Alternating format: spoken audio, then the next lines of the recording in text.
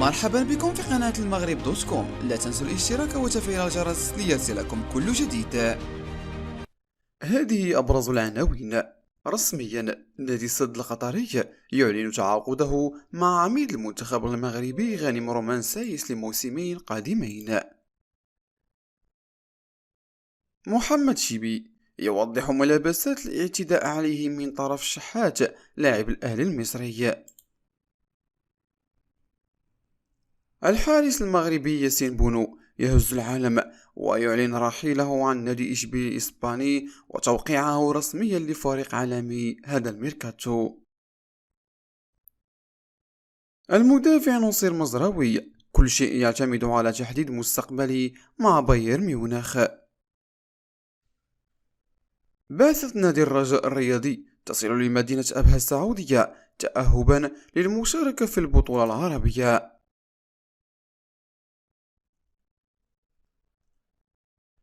أعلن نادي السد القطري تعاقده مع لاعب المنتخب المغربي غانم رومان سايس قادما إليه من باشكتاش التركي، وذلك في إطار فترة الانتقالات الصيفية الحالية.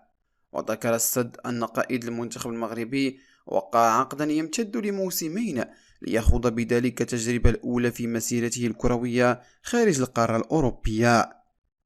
وجرى تقديم غانم رومان سايس كلاعبا جديدا للفريق القطري، حيث ظهر وهو يرتدي قميص النادي ويسير داخل الملعب جاسم بن حمد. ويشار إلى أن سايس قضى موسما واحدا في صفوف نادي باشكتاش التركي الذي التحق به في صفقة الانتقال الصيفية السنة الماضية عقب انتهاء عقده مع ويلفرهامبتون.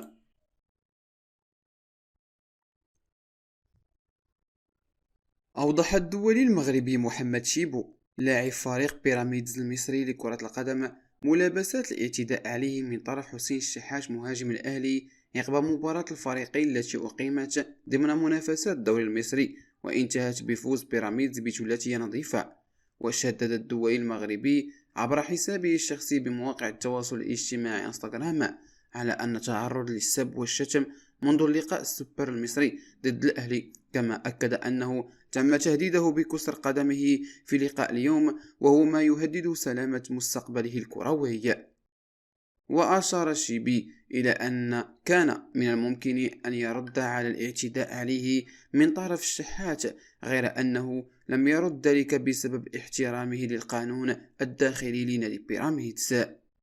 وأكد الشيبي أن فيديو الصلح بينه وبين حسين الشحات تم تصويره أمام الصحفيين بناء على طلب من طرف الآخر بعد العلم بانتشار فيديو الاعتداء عليه. وأفاد اللاعب السابق لفريق الجيش الملكي أن تهديده بكسر قدمه يعرضه لخطر فقدان مستقبله الكروي خلال تواجده في الدوري المصري.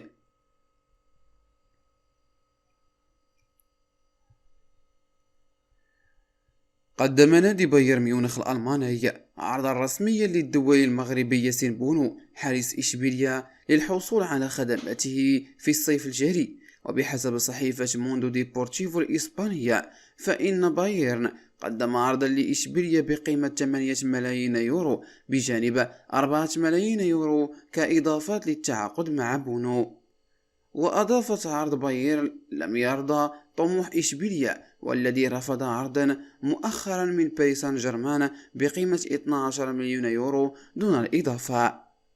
وأشارت إشبيلية يشترط الحصول على 20 أورو على الأقل للموافقة على رحيل ياسين بونو، حيث يمتد عقد الحارس المغربي بونو صاحب 32 عاما مع إشبيلية حتى 30 يونيو 2025، وتبلغ قيمته التسويقية 12 مليون يورو. ولفت ياسين بونو أنظار أندية كبيرة مثل برشلونة، ريال مدريد، مانشستر يونايتد وإنتر ميلان، بخلاف العرض المالي المغري من أندية سعودية.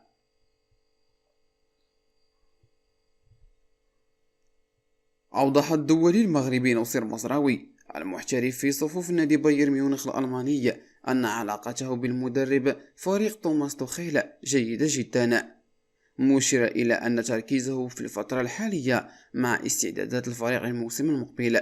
وقال نصير مزراوي في تصريحات صحفية يوم أمس الأحد لدي محادثات إيجابية مع المدرب توماس توخيل، وهذا هو كل ما يمكنني قوله، أن علاقة جيدة معه هذا الموسم جديد، بداية جديدة.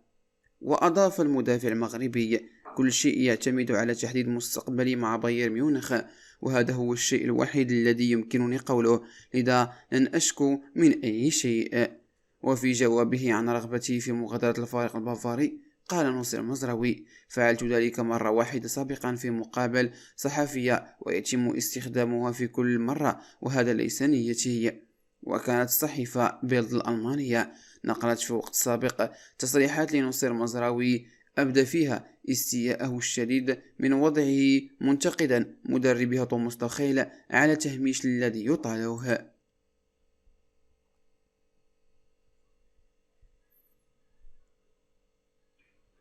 وصلت بعثة نادي الرجاء الرياضي لمدينة أبها في المملكة العربية السعودية تأهبا للمشاركة في كأس الملك سلمان للأندية العربية. ونشر الاتحاد العربي لكرة القدم صورة على حساباته في مواقع التواصل الاجتماعي لوصول بعثة الخضر، معلقا بالقول: أهلا وسهلا بالرجاء الرياضي في أبها. وكان نادي الرجاء الرياضي قد خاض يوم الجمعة الماضي آخر مبارياته الودية قبل خوض غمار المسابقة بمواجهة السد القطري، التي انتهت بالتعادل الإيجابي هدف لمثله. ويخوض فريق الرجاء غمار البطولة العربية في المجموعة الرابعة إلى جانب أندية الوحدة الإماراتي، الكويت الكويتي، وشباب البلوزداد الجزائري.